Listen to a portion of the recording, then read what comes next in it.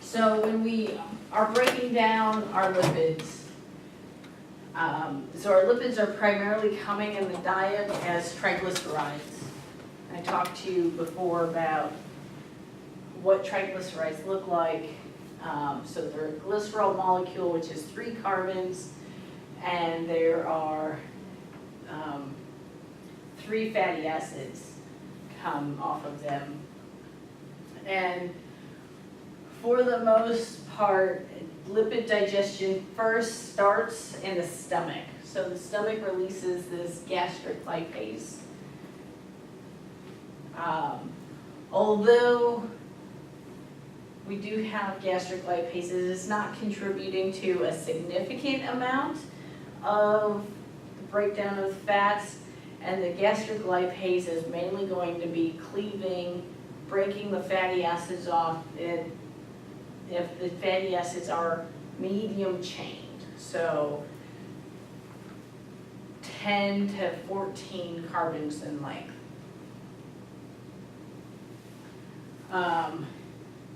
So that happens in the stomach. So the gastric lipase consequently also needs a lower pH to be active. When it moves into the stomach, or out of the stomach into the small intestine, this is where we have an emulsion occur. And you guys remember what an emulsion is? Pretty much like a blended, like a slurry type. So that's where you're making your fat droplets so small that they can then interact with the water. So a good example of an emulsion that you guys deal with on a regular basis would be like mayonnaise, bologna, hot dogs. Chicken nugget? Chicken nugget is not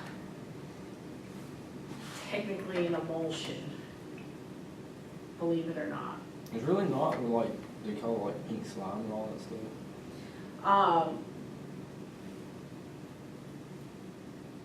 No, pink slime is, so that's the mechanically separated meat, and it's not really,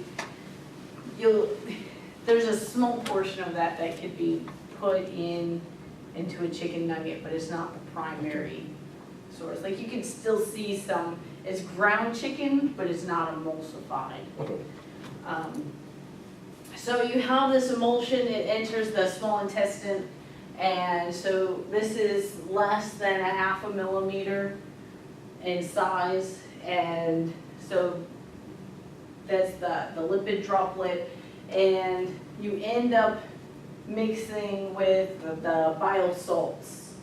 Where are your bile salts coming from? Not your pancreas. Gallbladder? Your gallbladder. Do you remember what makes the bile salts?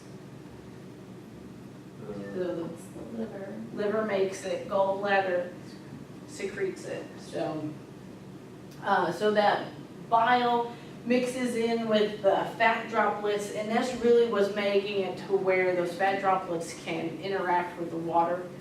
And then we have our pancreatic lipase and colipase. So you can kind of think of colipase really isn't doing anything, but it's just like the wingman, right, of lipase. So it's because lipase, this enzyme actually does not like bile, so it needs colipase to mediate a situation. So colipase stabilizes lipase, and then lipase ends up breaking the fats at what I call the SN1 and the SN3 positions. Any guesses as to what I mean by that?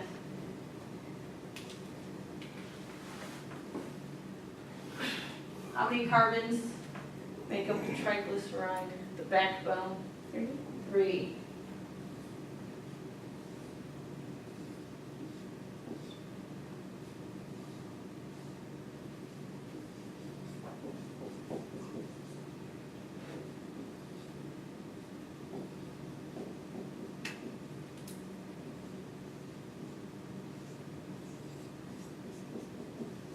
So that SN1 is going to be cleaving off here, and it cleaves off here.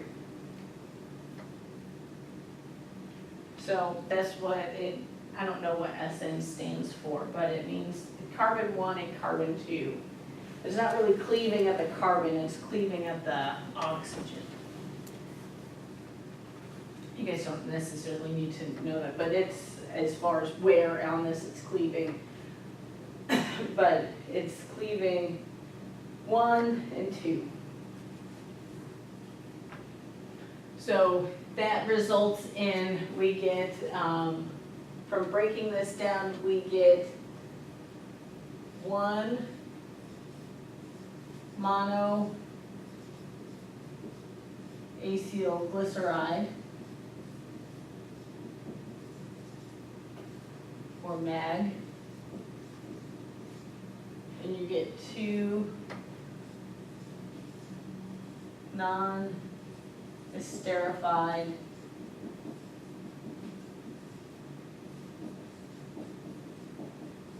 fatty acids, also known as NEFA, or also known as free fatty acids. So these bonds here with this oxygen, that's called an ester bond. So that's why when you cleave that, it's called non-esterified. So lipase from the pancreas is breaking off from there. And that's regardless of how long the medium chain fatty acids are.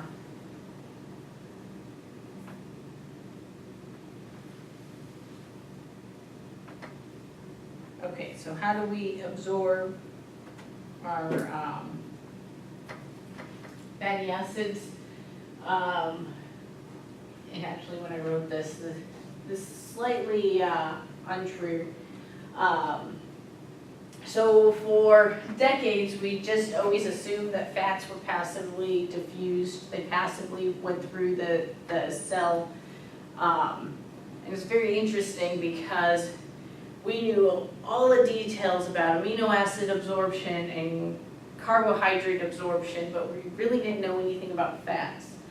So it is passive uptake, but only the monoacylglyceride is passive.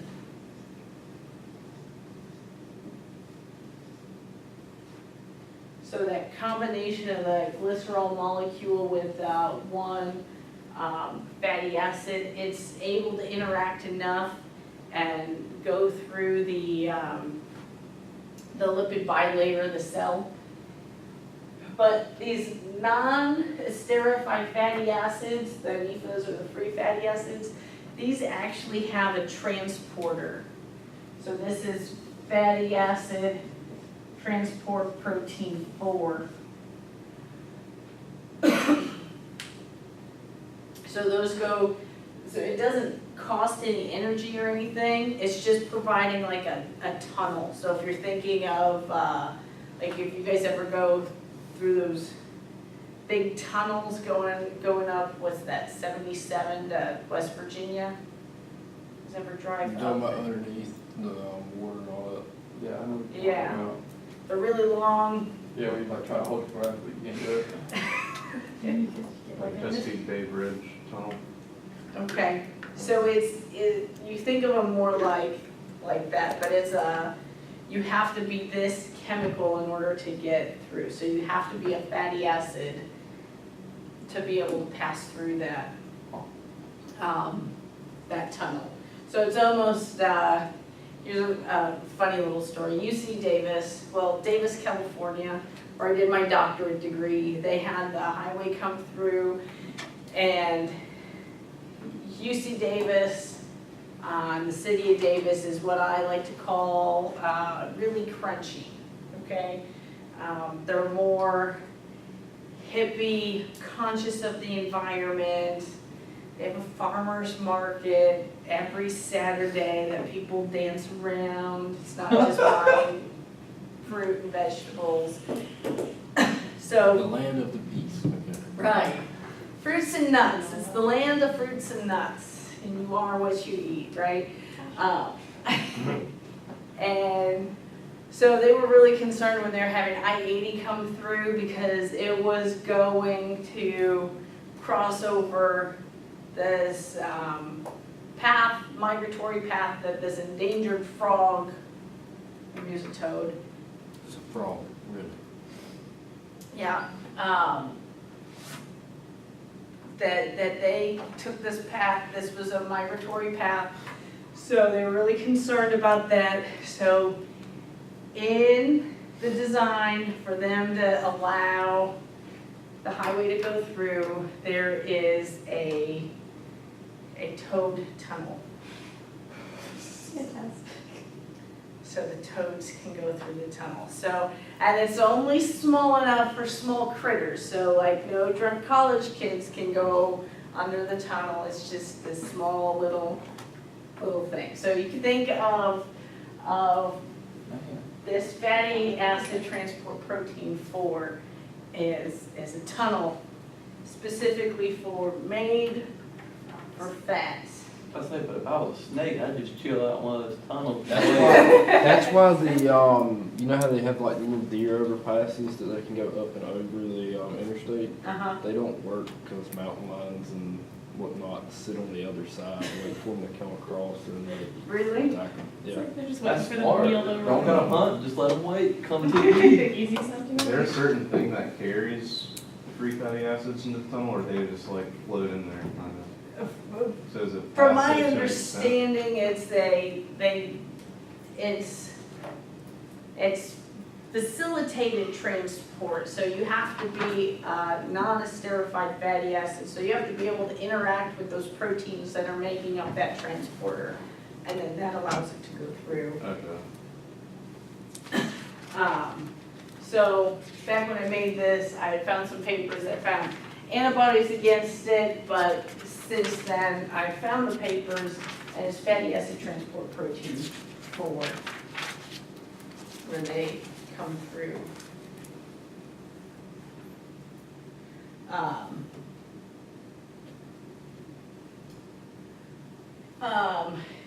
Once we get inside the cell, it's really interesting. Very quickly, they bind, so you have fatty acid binding protein, and I don't remember what SCP stands for, but this fatty acid binding protein binds these non-esterified fatty acids. Now there's a couple reasons why we need to bind those right away, and the main component is this hydroxyl group at the end. So having a non-esterified fatty acid inside the cytosol of a cell is very dangerous. Any guesses as to why that's such a bad thing? So What would form if you have fats and, we'll say, a very ionized solution? solid or pump up? It does, but it ends up, if you have these free, you're gonna form soaps. You guys ever make Oh. soap? Okay, yeah. No. So, how you make soap, you get tallow or lard, you mix it in with some lye, which is, limestone, calcium, and you're gonna form soap. So what does soap do? Clean. It cleans. How does it clean? Scrub. Takes away like the lipid heads.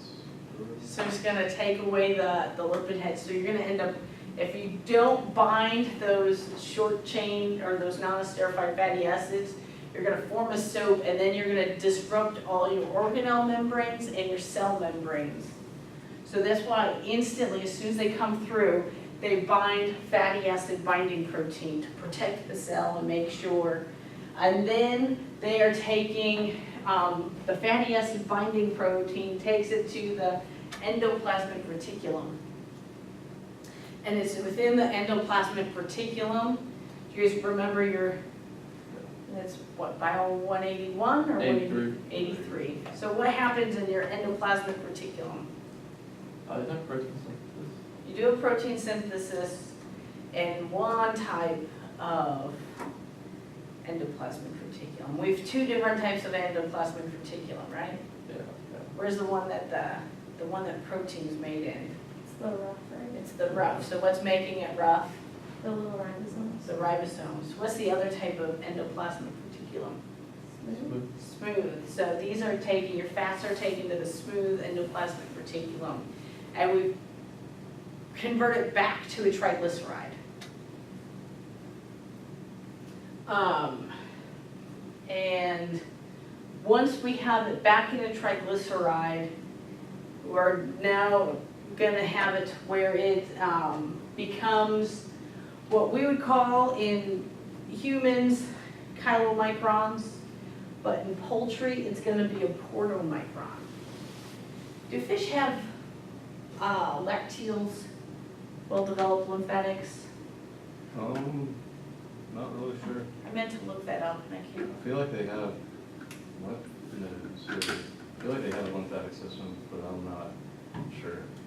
So birds do have a lymphatic system, but it's very rudimentary. It's not well developed. So their lymphatic system is mainly used for the immune system only. Where you and I, our fats, our lymphatics are used for our fats and our immune system. So the majority of our initial fat transport is going, we have the chylomicrons, and those go through all of our lymphatics, and then it gets brought to the heart. So it's in the heart where the lymphatics and the blood come together. So the way that happens is our fat in the human travels everywhere else first. So every other tissue gets to take any fat. And then the liver takes whatever is left over. But in poultry, it's not that case. So poultry, and I need to look up fish. I meant to do this over the weekend and I forgot. So poultry, their lymphatic system is not well developed. And so they actually, their chylomicrons go straight into the bloodstream. And because they're going straight into the bloodstream, they're called portomicrons because they're going into the portal vein. You guys know where the portal vein goes? Not to the heart. Right. No, most metabolically active organ, liver.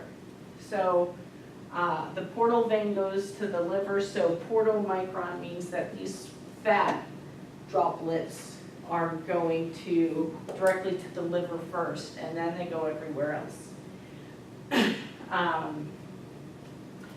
And then your liver is going to take them and make very low density lipoproteins, or VLDP,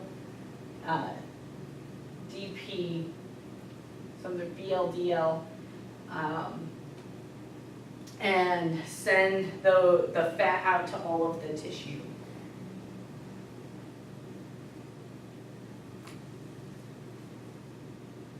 Do you guys have questions on that at all?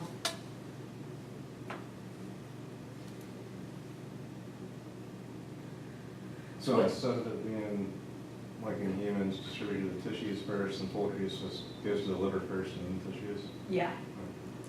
So that's where you can get you're more likely to get fatty liver and that type of stuff made within, you'll find it within poultry more so than other animals. We also have different lipids that we provide in the diet. The main ones so you have beef tallow, you have poultry fat, fish oil, lard. So lard's coming from pigs. Poultry fat and lard look pretty similar. They're more similar in composition. So if we're gonna classify these, this is gonna be primarily saturated fat. So poultry fat and lard is gonna have more omega-6s. They're more likely to be related to them. They are what they eat, related to their fat. So they get more omega-6 fat in their diet. They're gonna have more omega-6. Fish oil is gonna be omega-3. So a lot of the poultry diets, we're gonna put, especially commercial poultry, the main fat source is gonna be poultry fat. And that's because since everything is vertically integrated, you guys know what that means? What does vertically integrated mean? Everything's reused pretty much, like, it's a closed loop system, pretty much. They control everything from the top to bottom.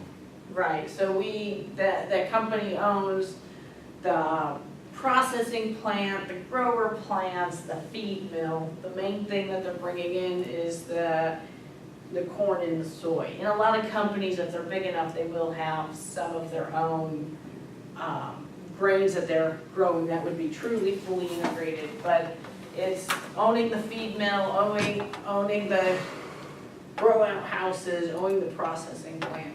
So since they own the processing plant, and I've been to one that did this, and I was really fascinated by it. So have you guys been to a processing plant before? So you got the people there cutting up the chicken, anything that's not good for human consumption, they're gonna cut it off and it's gonna go on a conveyor belt, and that goes away. Well, the one plant that I went to, that conveyor belt went to the back of the plant, was cooked down, and then that's where you made your poultry byproduct meal and your poultry fat. So they would cook down, they would get the fat, and they would ship the fat separated from the meal and send that off to their feed mill. So then that was one less thing that they had to buy in. So that's the benefit of the fully integrated. So a lot of poultry companies, they are rendering their own poultry fat that you'll get. Vegetable oils, corn, soybeans gonna be the most common that you're gonna see in the U.S. Canola, restaurant grease, you're not gonna have as much. Primarily, soybean oil is gonna be the main vegetable oil that we're gonna be utilizing. And canola oil, those are, you'll see that more in Canada. Most of the fats we handle as a liquid. So if you, last week when I made the diets, how I put the fat in is, well, one, I had soybean oil, which is liquid, but that insect fat that I had, I melted it down and poured it in. So it just makes it that much easier to handle, because otherwise you're gonna have clumps and you would have to mix it for a longer period of time, especially if you're dealing with a tallow or a lard. That usually, if you're dealing with a place that's adding beef tallow in, they're going to have a heated container that they are keeping heated, so we're gonna be able to not have it solidify. They can add in. Typically, the fat in the diets is gonna be between 1% and 5%.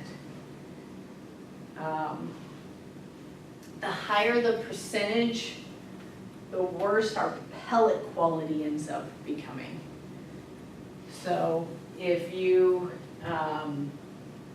that's one of the reasons, if you go to the feed mill, have you guys been to our feed mill? I didn't learn anything, but I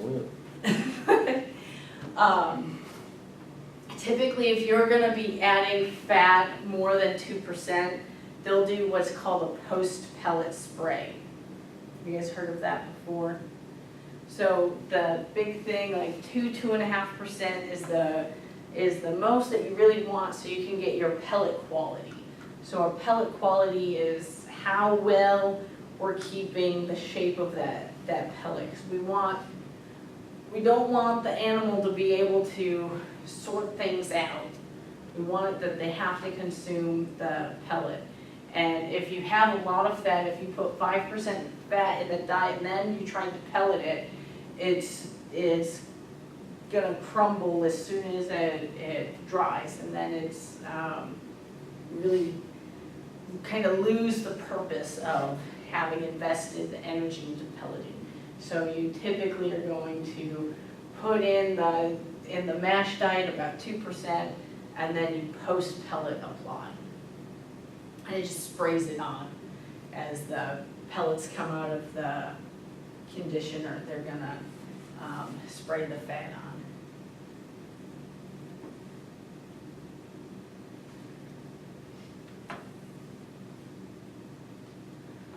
Things that we have to be worried about with our lipids and what we are testing for is various contaminants. So moisture, we really don't want moisture in with our lipids at all because we're paying for the energy. You don't want to be paying for water because you're not getting the energy benefit of that. So do you guys remember how much energy per kilogram you end up getting with, like, let's say soybean oil? Have you guys looked at your feed ingredients recently? Those numbers. You get about 8,500 kcals per kilogram. So if you have water in there, you're reducing that, you lose the benefit. So we don't want any moisture. We also don't want any minerals. Why don't we want minerals? We add those in separate. We add them in separate, but why would we view them as contaminants? What do minerals run the risk of doing to our fats? Hurting, not as effective.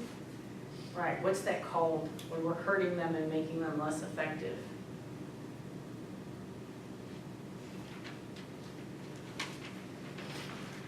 Give you a hint, it's on the next bullet point. So the minerals are gonna be the source of the oxidation, because a lot of our minerals are charged, and they're gonna interact, especially if we have any double bonds. They're gonna interact with those double bonds and cause that fat to be rancid. We also run the risk that those minerals, if we have more tallow, those minerals are gonna be more likely to bind with any fats that are non-esterified, and you're gonna get some soap formation.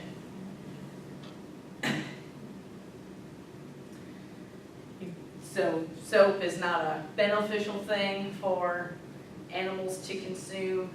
I'm sure you guys have all heard of the stupid Tide Pod challenge that people are doing. And what is that causing all these high school kids to do that stupidly eat a Tide Pod? They end up in the hospital. Why? Because all that, the soaps are interacting with the contents of their gut. And so it's results in toxicity. Tide actually canceled in like the beginning of February. They weren't gonna make any more. Really? Yeah. I just heard Jimmy Kimmel's little joke about it last week, and he said, because Tide said they're gonna put warnings on it, he said, high school students that are dumb enough to eat it, they're gonna do it anyways, and if you're worried about any children eating it, they can't read, so they can't read the warning. So, Tide's just trying their best. Didn't sign up for this. I call that natural selection, that was a little bit. I saw they came out with a new, like the plastic kind of capsule, like pod type thing that they had. They're doing it with something like you can put in your drink and it turns it to different flavor or something like that. They're doing something like that. Maybe they'll get onto that instead of typing. It's a good one. So each percentage of contamination that's within the fat will decrease the value by $3 to $4 per ton. Doesn't sound like much, but does that add up pretty quickly? You guys know how much feed a commercial feed mill makes? More than 1 ton. See, I think I toured one in California, and I think they were making, I don't remember, it was 160, I'm thinking million tons a week of feed. I can ask my cousin. He works at one. Sure. Okay. But, so you factor in those numbers, and if you have these contaminants and it's reducing the effectiveness of the fat, you're not, you're paying for things that aren't beneficial. So this is another reason, because of these risks of contaminants, anytime you have feed ingredients come in, especially fats, before you approve of unloading it, there's a QC person at the feed mill that does little tests. One is going to be the iodine test, they'll do a moisture test, and these are pretty rapid tests, and they can determine based off of that, is this beneficial? Should I pay for this? And they will reject some loads if they are bad. Rancidity and oxidation. So our unsaturated fats are more prone than our saturated fats to our rancidity and oxidation. That's because of those double bonds. They're caused by those reactive oxygen species. If our mineral contaminant ends up being iron, that's going to be that's one of the most common source of the reactive oxygen species. Rancid fat, you lose your energy value. And also, if we have rancid fat, it's going to cause our fat-soluble vitamins to get oxidized. And some of our fat-soluble vitamins, they have a lot of double bonds, like vitamin A is the least stable vitamin. So it's very prone to oxidation.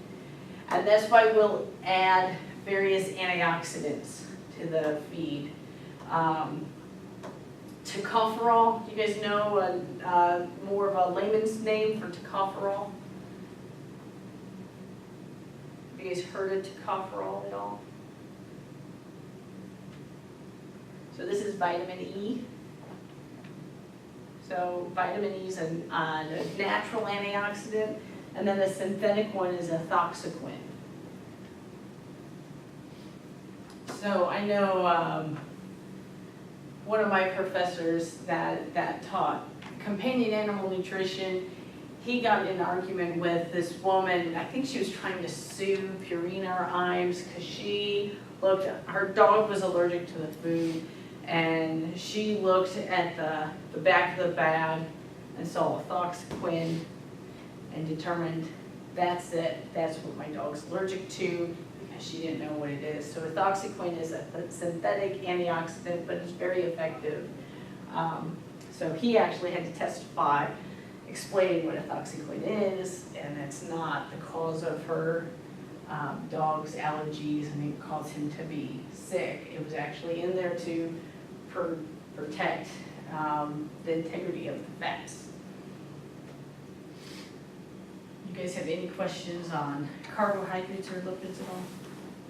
I'd just be annoyed to hold on the trial thing. I'd be very annoyed, What was some the lady. dog allergic to? I don't remember. I don't know if they ever figured it out, but Well, they were just trying Switch a to. different feed and move on. It's not important. They just make those antioxidants like ethoxyquin and tocopherol, or do they like use animal byproducts like ag byproducts? I know back in the day in the lab that I did my doctorate degree, we made our own vitamin and mineral premixes, and I put ethoxyquin, I believe, in the vitamin premix. So then it was able to stabilize the fat soluble vitamins that were in there. But usually it's gonna be in one of the premixes. It makes more sense for it to be in the vitamin mix. And because of this interaction with minerals, you really never wanna buy a vitamin mineral premix that are together, because those minerals, depending on how long they're gonna be sitting there, they can oxidize your fat soluble vitamins and make them less effective. So I would steer clear of a vitamin mineral premix that's put together. But usually the ethoxyquin is in those premixes, not necessarily in with the fat. And you don't need that much of it, it's just a tiny little bit. And ethoxyquin is little granules and it's black. So it almost, and I mixed it with cornstarch, so I had cornstarch in all my vitamins. It reminded me, looking at it, of vanilla bean ice cream if you were to open it. So the little specks were ethoxyquin. Any questions on carbohydrates, fats?